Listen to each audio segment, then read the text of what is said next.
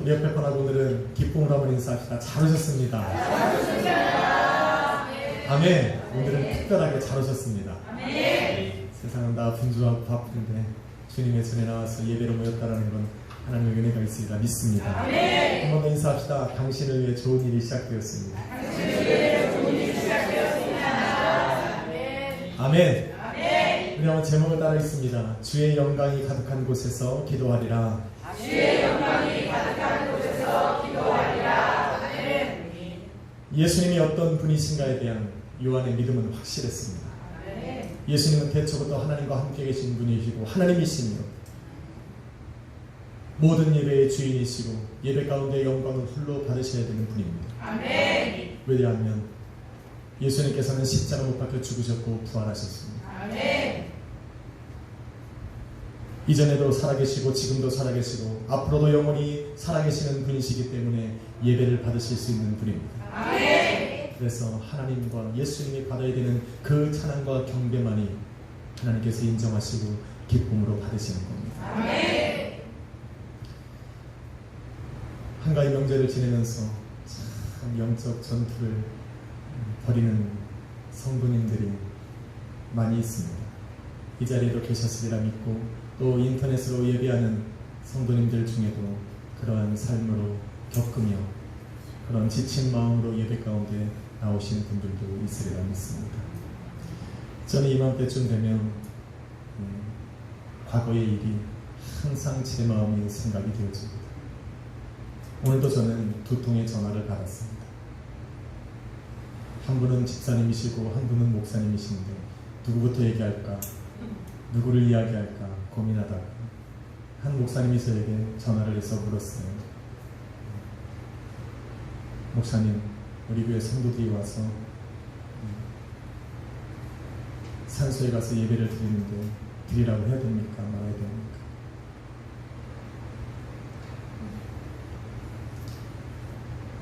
저는 목사이며 또한 성경을 가르치는 또 연구하는 학자입니다. 그래서 공부를 합니다. 강단에 서서 성경만을 가지고 이야기하는 목사이기도 하지만 또한 진리를 선포해야 되는, 진리를 가르쳐야 하는 학자이기도 합니다. 그래서 바른 말을 해야 합니다. 그렇지 않으면 생명이 죽습니다. 그래서 저는 그 목사님에게 목사님은 어떻게 생각하십니까? 그랬더니 드리면 안 된다고 안다는 거예요. 그럼 그렇게 말씀하시면 되지 저한테 왜 전화를 하셨냐고 그랬더니 이유를 못 말하겠대요. 목사임에도 불구하고 안 되는 건 아는데 과거로부터 신앙생활 속에 그것이 안 되는 건 아는데 어떻게 그 사람들에게 말해줄지 잘 모르더라고요. 여하튼 이유를 다 설명을 하고 전화를 끊었습니다. 그러다 집사님한테 전화가 왔어요. 다행이에요. 우리 교회 집사님들이 아니라서. 그분도 동일한 질문을 던집니다. 제가 뭐라고 했겠습니까? 똑같이 이야기했습니다. 예배는 하나님 겁니다. 예배는 하나님 겁니다. 그거 하나만은 타협할 수 없어요. 인간은 죄를 지을 수 있어요. 그러나 예배는 하나님 겁니다. 이거 하나는 놓쳐서는 안 돼요. 이 땅에 드려지는 모든 예배는 유일하신 하나님 한 분을 위한 것이어야 합니다. 아멘. 왜 그렇습니까? 예배하고 섬기고 경배한다라는 단어 속에는 그 예배를 드리고 예배하고 경배하는 사람들의 모든 마음과 생각까지 우리 하나님을 향해야 합니다. 아멘. 얼마나 많은 사람들이 예배를 차려놓고 예배를 드리면서 세상 것에 자기의 마음과 생각을 빠뜨려 드리는지 모릅니다. 그래서 저는 우리나라가 어느 순간부터 목사들이 이것에 타협하기 시작하면서 우리는 부흥이라는 것이 멈춰졌다고 합니다.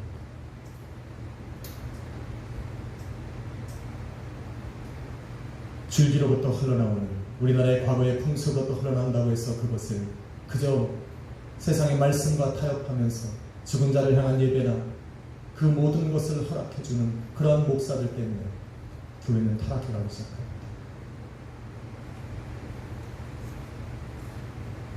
예수 그리스도의 이름으로 모였다고 하는 그 예배를 형식적으로 명칭을 붙이고 그들의 마음은 온갖 그런 사람들에게 우상과 죽은 자들을 향해 가 있으면서 예배라는 명칭하에 모여있는 그것은 하나님 앞에 가증한 일입니다.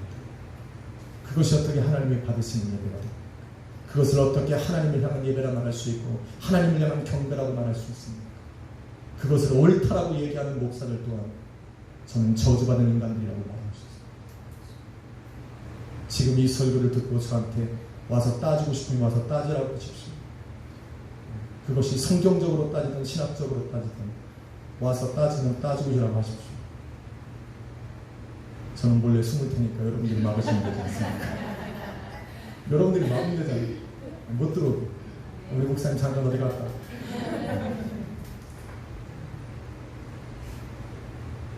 교회가 잊지 말아야 될 것 하나는 예배는 하나님 거라는 것. 비록 우리가 죄를 지으며 살아가는 주인일지라도 이 땅에서 드려지는 모든 예배는 우리 하나님 거다. 예수 이름으로 모여서 하나님만을 찬양하고 하나님께 영광을 돌리는 예배여야만 합니다. 그래서 최소한 우리 순복음 약속의 교회는 죽은 자를 향한 예배는 하지 맙시다. 내가 그런 말을 할 때 여러분의 눈치를 봐야 하는 그런 사람들이 없기를 바랍니다. 그것 때문에 우리 교회가 작은 규모밖에 될 수 없다고 해도 우리는 그것이 이유라면 그냥 이렇게 삽시다. 그것 때문에 뭐 중요하다고 타협하며 살아갑니까? 그걸 선포했을 때 시험 들어 나가는 사람이 있다면 내주십시오. 그것 때문에 우리가 드려야 되는 하나님을 향한 예배를 가로막지는 마십시오. 모기 한 마리가 저 앞에서 자꾸 왔다. 이거를 쳐서 막아야 될지 이 모기도 말씀을 들려고 가까이 왔는데 죽여야 할지 고민스럽습니다. 본론으로 들어가는 많은 사람들이 예수님께서 완전한 인간이시라는 그 증거를 오늘 본문에서 찾습니다. 예수님도 완전한 인간이시기 때문에 사람의 감정을 갖고 분노하실 수 있다. 그래서 녹군으로 채찍을 만들어 사람들을 내어 쫓으시고 짐승들을 내어 쫓으시고 산을 들어 엎으시고 이것은 여러분들이 술 먹고 밥상을 엎는 것과는 다릅니다. 그렇게 생각하시면 기분 나쁘다고 책상을 들어 엎는 그런 사람들이라고 생각하시면 안 돼요. 때로는 기분이 나빠서 책상을 내려치는 이런 분노함으로 생각해서는 안 됩니다. 그러나 저는 오늘 이 본문을 통해서 예수님께서 참 하나님이시다라는 것을 저는 증명하는 그 글로 저의 눈이 보입니다. 요한은 분명히 요한복음을 기록하면서 기록한 목적을 기록하기를 하나님의 아들이시고 태초부터 하나님과 함께 계신 분이고 성령으로 충만하신 분이라고 그것을 알게 하기 위해서 요한복음을 기록했다라고 말합니다. 요한복음은 지금 이 사건을 성경에 기록하고 있는 것은 바로 예수님께서 참 하나님이심을 증거하고 있는 겁니다. 왜 그럴까? 그 이유는 예루살렘 성전을 찾은 수많은 사람들 중에 오직 예수 그리스도 한 분만이 지금 성전에서 장사하는 그 사람들을 보고 분노하고 있는 겁니다. 얼마나 많은 사람들이 예루살렘의 성전에 찾아와서 그들이 파는 소와 양과 비둘기를 사서 제사를 드렸는지 모릅니다. 얼마나 많은 사람들이 그들에게 가서 돈을 바꾸고 그들에게서 재물을 사서 번제를 드렸는지 모릅니다.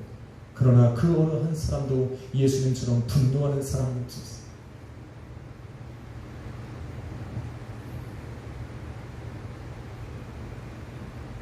예수님은 성전이 가져야 되는 본질을 알고 계셨던 분입니다. 그래서 성전에서 장사하는 그 사람들이 성전이 가져야 되는 그 본질을 무너뜨리고 변질시키는 모습을 바라보시면서 14절로 15절에 노끈으로 채찍을 만들어서 가축들을 내어 쫓으시고 돈 바꾸는 사람들의 상을 엎으시고 그들을 채찍으로 맞춰서 내어 쫓으시는 그 일들을 행하고 계시는 겁니다. 예수님의 이런 행동을 보면서 우리는 생각하기를 사람들도 할 수 있는 일이라고 생각합니다. 맞습니다. 왜 못합니까? 우리가 집에서도 하는데 노끈으로 채찍을 만들어서 짐승들을 내어 쫓치는 걸 누가 못합니까? 자기 그 장사하는 사람들의 상을 엎는 것을 누가 못합니까? 그런데 지금까지 예수님처럼 그들을 바라보면서 행동했던 사람이 없다는 것입니다. 하지 못해서가 아니라 해야 할 이유를 모르기 때문에 그런 겁니다. 왜 분노해야 하는지, 왜 그 장사하는 사람들이 잘못 되었는지를 모르기 때문에 그냥 잠잠하고 있는 겁니다. 그들은 성전이 자신들에게 얼마나 중요한지를 알았고 성전에서 제사를 드리는 것이 얼마나 귀한 것인 줄 알았어요. 그런데 성전이 어떤 곳인지, 성전에 모인 사람들이 주께서 성전에 모인 사람들을 주님께서 무엇을 하기를 원하시는지, 성전에서 장사하는 저 사람들이 무엇을 잘못하고 있는지를 모르기 때문에 그들은 잠잠하게 기다리고 있는 겁니다. 성전은 어떤 곳입니까? 성경은 말하기를 하나님의 전당입니다. 하나님께서 거하시는 집이란 말입니다. 하나님의 영광이 가득한 곳이고 하나님이 임재하여 계시는 곳이고, 할렐루야, 아멘. 하나님의 말씀이 있는 곳이 바로 성전입니다. 아멘. 그러게 성전을 찾는 이스라엘 민족에게 우리 하나님께서 원하시는 것은 하나님의 임재하심을 믿고 그 믿음으로 그 앞에 나아가 예배하며 회개하고 죄사함 받아 나를 용서하신 그 하나님 앞에 감격과 감사로 기도하며 간구하는 것. 그것이 우리 하나님께서 성전을 찾은 사람들에게 원하시는 것. 맞습니까? 네. 이것은 곧 예수 그리스도의 몸된 교회에 나와서 예배하는 사람들에게 요구하시는 것과 마찬가지입니다. 그래도 다행입니다. 교회 바깥에서 짐승들을 파는 사람이 없어서. 그렇다고 사지 마십시오. 2000년 전 예수 그리스도가 십자가로 못 박혀 돌아가시고 부활하신 이후로 우리에게는 산채물 되신 예수가 있고 영원히 마르지 않는 그 보혈로 우리의 죄는 씻어지고 있고, 그러니 우리는 진정한 예배를 드릴 수 있는 조건을 가진 사람들. 성전의 진정한 의미를 알기 위해서 우리는 그 오래전 하나님께서 솔로몬을 통하여 첫 성전을 지을 것을 허락해 주신 그 시간으로 돌아가 있어야 합니다. 솔로몬은 아버지 다윗이 지으려고 했던 그 성전을 7년 동안 완공했습니다. 그리고 열왕기상 9장 3절에 보면 솔로몬이 여호와의 성전을 완공하였을 때 여호와께서 솔로몬에게 나타나 말씀하여 이르시길, 너의 기도와 너가 내 앞에서 간구한 바를 내가 들었은즉 나는 너희가 건축한 이 성전을 거룩하게 구별하여 내 이름을 영원히 그곳에 두며 내 눈길과 내 마음이 항상 거기에 있을 것이라고 약속해 주셨습니다. 아멘. 놀라운 은혜입니다. 하나님이 그곳을 거룩하게 구별해서 그곳에 계시다라는 것. 하나님의 시선은 그곳을 향하실 것이고 여호와의 마음은 그곳을 향하여서 그곳에 나와서 기도하고 간구하는 부르짖는 소리에 우리 하나님께서 응답하신다는 겁니다. 아멘. 그게 성전이라는 겁니다. 아멘. 그런데 하나님께서 솔로몬에게 나타나신 그 시점이 굉장히 중요합니다. 열왕기상 9장 1절에 바라보면 솔로몬이 여호와의 성전과 자신의 왕궁을 건축하기를 마치고 자기가 이루기를 원했던 모든 것을 마친 후에 마침 그때에 여호와 하나님께서 솔로몬에게 나타나셨다라고 말합니다. 성전을 다 건축하고 나서 솔로몬이 그 안에서 이루기를 원했던 것은 무엇일까? 첫째는 바로 그 여호와의 성전을 건축한 후에 여호와의 임재하심 있는 그 언약궤를 그 안에 모시다 드리는 겁니다. 아무리 성전이 위대하고 좋아도 여호와의 영광이 임재하지 않는 그 성전은 껍데기에 불과한 겁니다. 아무리 화려한 것을 드려도 그 안에 하나님의 영광이 머물지 않는 예배는 예배가 아닙니다. 어떻게 하나님의 임재하시지 않는 그 예배가 예배입니까? 우리가 드려지는 예배가 예배일 수 있는 것은 우리 주님께서 말씀하시기를 예수 그리스도의 이름으로 모인 곳에 나도 너희와 함께한다고 약속하셨으니까 우리는 그 하나님만을 바라보면서 이 자리에 나와 있는 것. 그래서 예배가 되는 겁니다. 그 언약궤가 솔로몬이 지은 그 성전 지성소 안에 그 그룹 천사들이 그 날개를 펴서 가로 있는 그 아래에 모셔졌을 때 여호와의 영광이 그 성전에 가득하였다라고 기록하고 있습니다.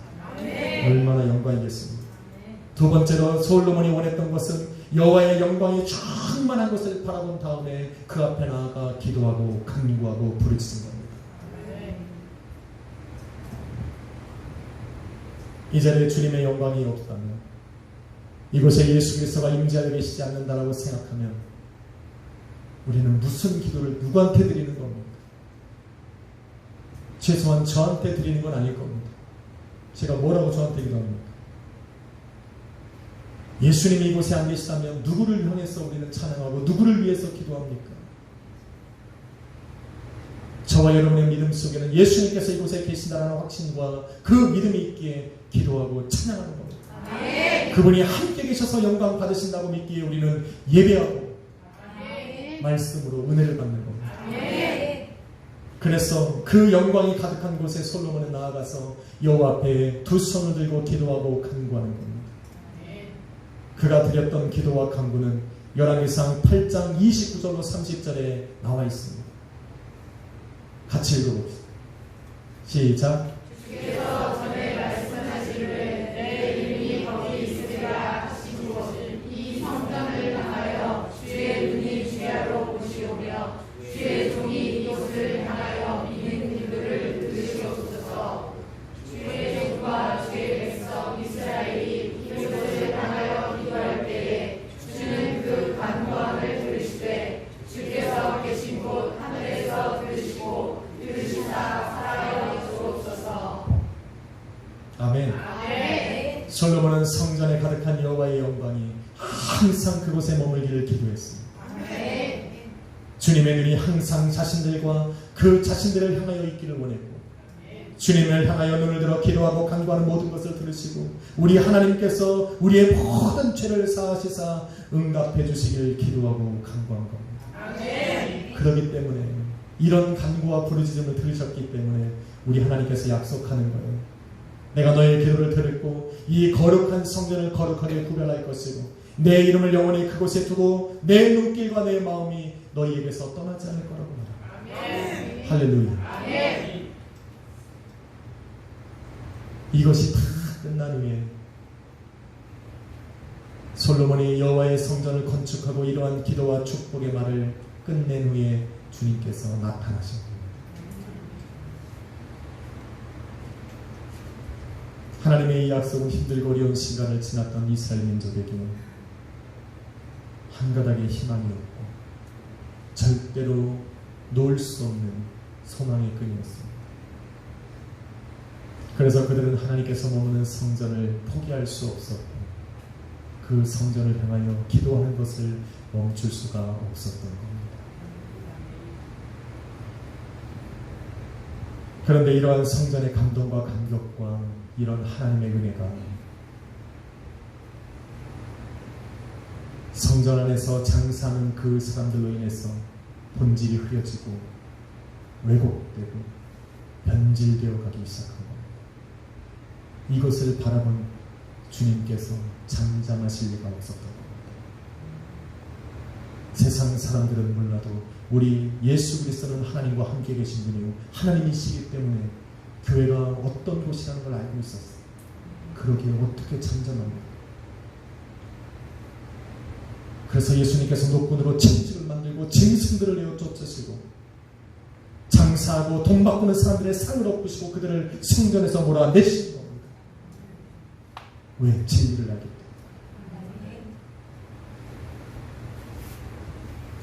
그들을 다 내어 쫓으시며 사람들에게 그 자리에 모여있는 사람들에게 선포하여 이르시기를 16절 말씀에 내 아버지의 집으로 장사하는 집을 만들지 말라고 합니다. 하나님의 집은 장사하는 곳이에요. 여러분의 목적이나 저의 목적으로 모인 곳이 교회가 아니라는 겁니다. 나의 이익을 위해서 이곳에 있는 것이 교회가 아니라는 겁니다. 그러면서 예수님께서는 요한복음에는 기록되어 있지 않지만 마태복음 21장 13절과 마가복음 11장 7절 누가복음 19장 46절에 말씀하시기를 내 집은 만민이 기도하는 집이라고 말씀합니다. 할렐루야. 아멘. 기도하는 곳이다. 내 집은 만민이 기도하는 곳이다.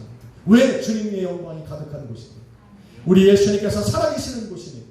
성령이 운행하시고 오늘도 예수 그리스도의 몸된 교회가 되어 하나님의 영광을 드러내는 곳이니까 그곳에서 기도하는 곳이 바로 여호와 하나님의 성전이라고 말합니다. 그러니까 장사하는 너희는 여호와의 성전에 기도하러 나오는 사람들을 너희의 욕심으로 가로막지 말고 그들의 간절함의 부르짖음을 너희의 탐욕 때문에 멈춰서지 못하게 하라고 지금 책망하고 있습니다.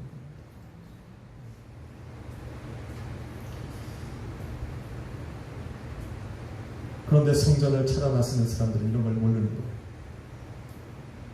이들은 성전에 대한 지식들을 사람들의 입으로 전해 들은 말로 누군가 이야기해 준 걸로 알고 있기 때문에 그를 가리켜야 되는 서기관들은 지금 성전 안에서 장사하는 사람들과 한편이 되어 있습니다. 온전한 제사를 드리고 기도하게 만들어야 하는 말씀을 대언해야 될 그 대제사장들은 이들의 행위를 눈감아주고 있습니다. 그곳에서 장사하는 사람들은 그들과 한패가 되어 그들의 돈을 착취하고 있습니다. 그래서 모르는 겁니다.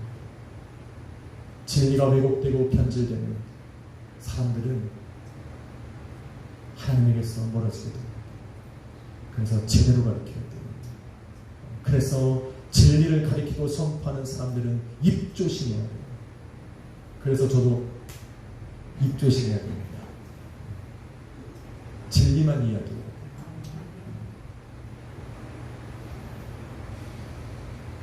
저는 이런 시기가 되면 참 제 마음이 민감해집니다. 민감해져.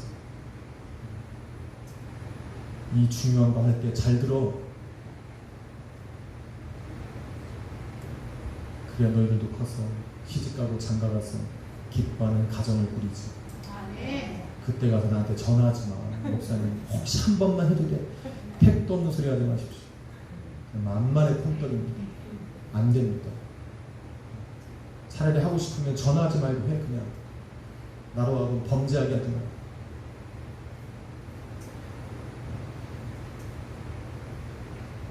예수님은 세상의 지혜로 하신 것이 아니라 하나님이시기 때문에 알고 계셨어요.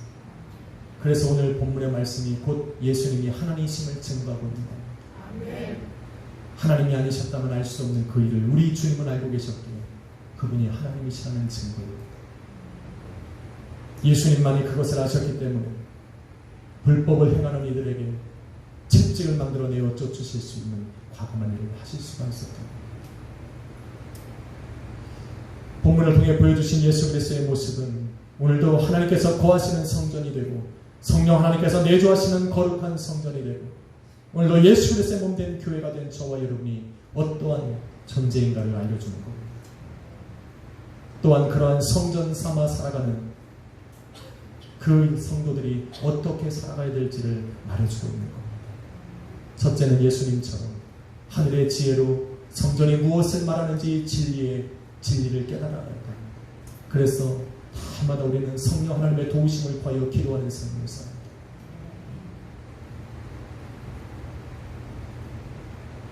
오직 하늘의 지혜로만 깨달을 수 있는 그 일을 우리가 기도하면서 보이지 아니하시는 하나님의 세계를 열 때만 가능하기 때문에 기도해야 됩니다.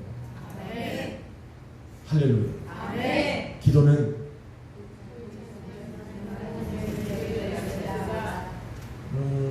딱 두 분이 계신 것 같은데 기도는 보이지 아니하시는 하나님의 세계를 여는 열쇠. 그래서 기도해야 됩니다. 성전은 거룩하신 하나님께서 영광 중에 임하여 계시는 집이고 그 집은 죄인된 모든 사람들이 찾아와 죄를 회개하고 용서함 받는 곳이고 정결한 마음으로 영으로 예수 그리스도의 이름으로 간구하고 부르짖어함이 하나님 앞에 응답받는 곳이 바로 성전이라는 겁니다. 그러기에 정결하고 거룩하고 진실해야 돼요. 나아가 그것은 유일하신 하나님 한 분만을 위한 예배가 드려져야 되는 곳이 성전입니다. 그러니 여러분이 성전이라면 여러분이 예배로 나아가는 그 자리는 바로 하나님 한 분만이 영광 받으셔야 됩니다. 그러면 성전이 아니에요. 자신들의 양심을 속이고 사람들을 속이고 하나님의 성전을 더럽히고 성전 안에 들어가서 장사를 하는 그 장사꾼들과 같이 세상과 타협하고 자기의 유익을 위해 거짓과 타협하는 그런 인생에서 우리는 벗어나야 됩니다. 아멘. 그런 모습들로 내가 살아가고 있다면 오늘도 예수 그리스도께서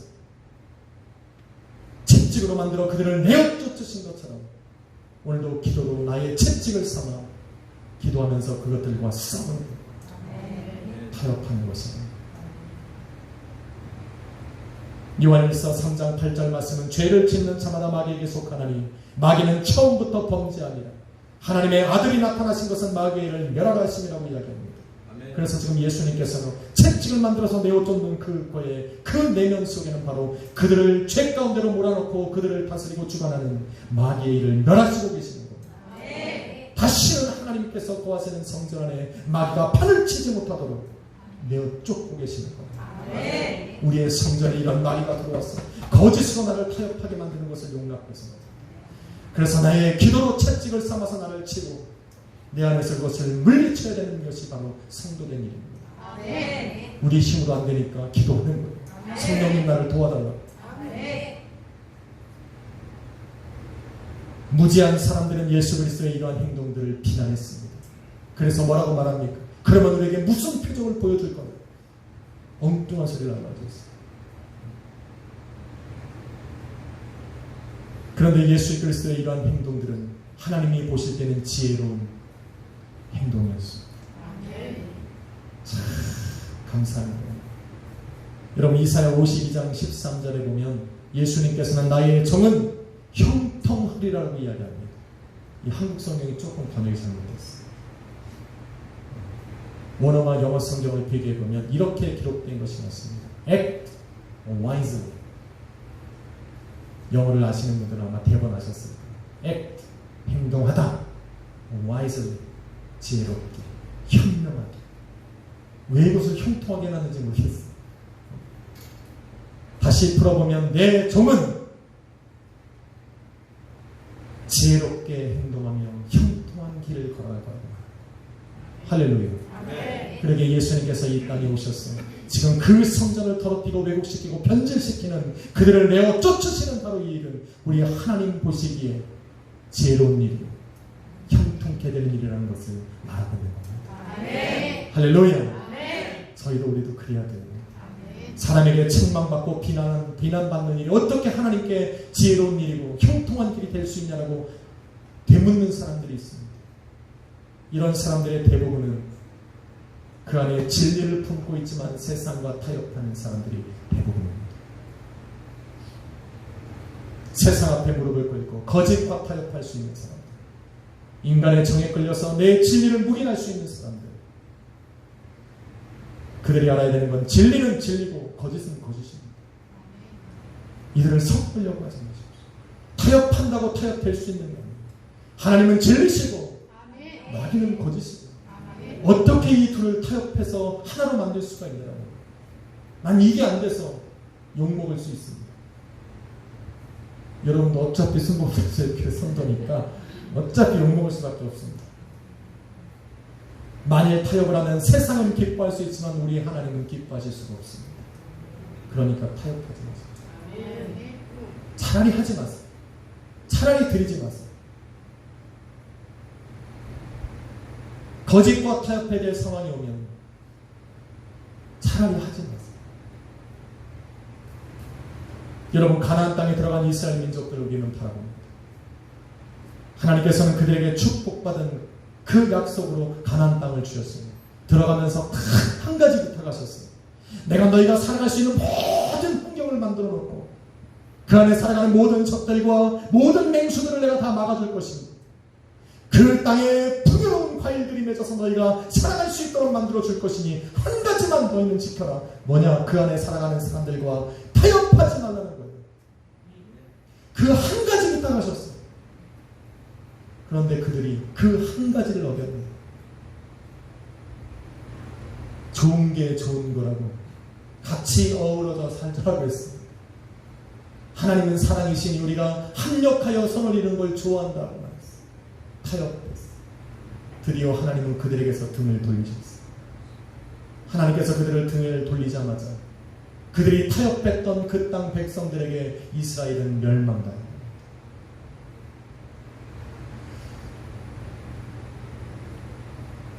진리는 거짓과 타협할 수 없습니다. 할렐루야. 절대 다른 사람은 말할 것도 없습니다. 우리 약수의 교회 성도만은 그거만은 알잖아요. 그러기에 사도 바울은 갈라디아서 1장 10절에 말씀하시기를 지혜로운 자들이여 내가 사람들을 좋게 하려 하나님을 좋게 하려 내가 사람들을 기쁘게 하려 하나님을 기쁘게 하려 내가 사람들의 기쁨을 구했다면 내가 사람들의 기쁨을 구하며 살았다면 나는 하나님의 사람이 아니라 지혜로운 자는 그 사도 바울의 말하는 걸 들어야 돼요. 우리는 하나님을 기쁘시게 하는 사람 하나님을 감동시키며 살아가는 사람이지 사람들의 칭찬으로 살아가는 사람들이 아닙니다. 오히려 예수 그리스도를 믿는 사람들은 핍박을 받았듯 오늘도 예수 그리스도가 오직 유일한 구원의 통로라고 외치는 그러면서 욕을 먹는 것이 교회가 되어야 됩니다. 저는 우리 지방에 가면 깜짝깜짝 놀랍니다.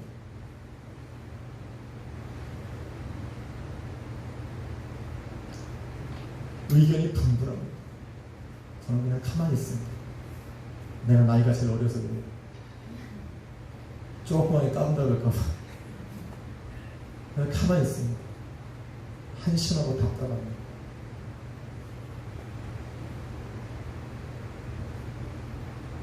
양보해야 될 거 양보하지 말아야 될 게 있어요. 첫 번째는 예수 그리스도가 구원자 되신 분, 유일하신 분이라는 건 타협할 수가 없는 진리입니다. 예배가 하나님 거라는 것은 절대로 타협해서는 안 됩니다. 그 나머지는 여러분 마음대로 하십시오. 비록 세상이 인정하고 사람들이 옳다고 해도 오늘도 내 영혼에 찾아오셔서 내 삶의 주인이 되어주시고 나를 성전 삼아 거하시는 그 성령을 통해서 우리를 깨닫게 하셔서 하지 말라 하시는 것은 타협하지 말라는 건 하면 안 됩니다. 언젠가 우리 주님께서는 등을 돌리시고 성전을 향하여 우리 시선과 마음을 향하셨던 것을 돌리시는 그 순간 저와 여러분의 인생 속에는 장사치들이 꼬여있고 나를 세상과 타협하게 만들어 버립니다. 그러니까 하지 마십시오. 이제는 세 번째로 우리가 성전을 온전히 세웠다면 하나님께서 성전을 향하여 베푸시고자 계획하신 그 모든 일들을 마음껏 행하실 수 있도록 기회를 열어드려야 됩니다. 할렐루야. 예수님께서 말씀하신 것 같이 성전은 만민이 기도하는 집입니다. 그러니까 오늘도 하나님이 살아계신 성전이고 오늘도 예수님께서 운행하시는 그 예배를 우리가 드리고 있다고 믿으면 그 앞에 나가 우리는 기도해야 됩니다. 마음껏 해야 됩니다. 왜 기도하는 대로 우리 하나님이 응답하실 수 있도록 오늘도 솔로몬이 간절함과 부르짖음으로 기도한 것처럼 그 하나님을 향하여 두 손을 들고 마음을 다해 심령을 다해 우리 하나님께 기도할 때 우리 하나님이 응답하실 거라는 믿음을 가지고 기도해야 됩니다. 기도가 사라지면 성전은 더러워집니다. 기도가 사라진 교회는 영이 떠나고 버리고 형식만 남아버립니다. 하나님의 영광이 임재하지 않는 성전에서는 장사꾼들이 꼬이듯이 하나님의 기도가 멈춰지면 내 영혼은 세삭화되어버리는 겁니다. 여러분의 가정과 교회는 형식만 남아버리는 예배로 전락해버리고 마는 것입니다. 그러니까 그딴 소리만 하는 목회자가 나오는 거예요. 그런 거에 아멘하는 사역자들, 그것을 따라가는 성도들이 나오는 겁니다. 저는 그러고 싶은 마음이 없어요. 우리 교회가 그걸 원하면 저는 떠날 겁니다. 이게 뭐라고 내가 하나님 앞에 이거를 끌고 가고 있습니다. 저는 관심 없습니다. 여러분이 진리를 추구하길 원하고 저는 진리를 선포하길 원하고 진리를 좋아하시는 분이 이곳에 계시니까 우리 약수의 교회가 존재해야 되는 이유입니다. 그것이 안 되면 여러분도 떠나십시오. 이 자리에 있을 이유가 없습니다. 그러니까 각오하고 신앙생활 하십시오. 저는 타협하는 말을 하고 싶은 마음이 요만큼도 없습니다.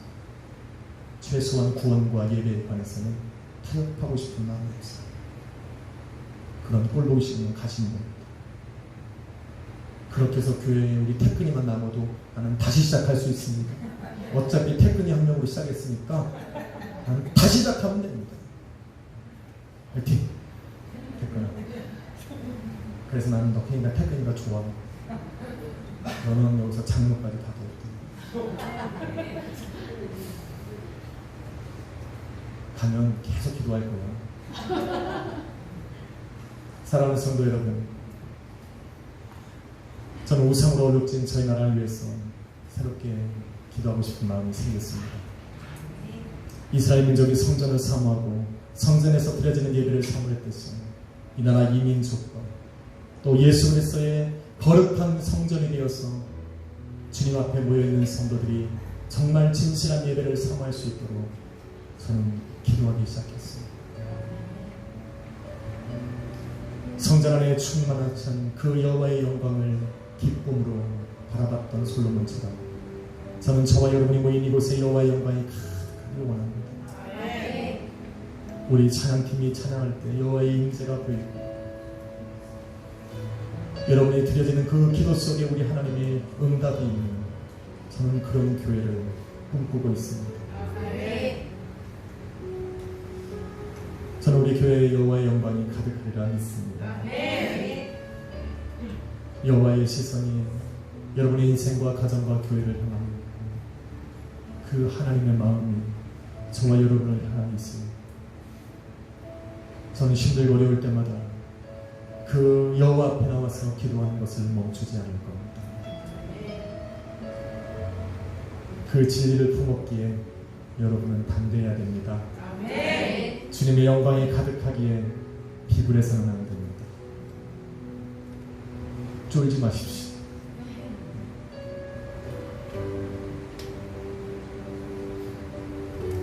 저와 여러분은 주님의 영광으로 충만한 거룩한 성전입니다. 그러니 담대하십시오.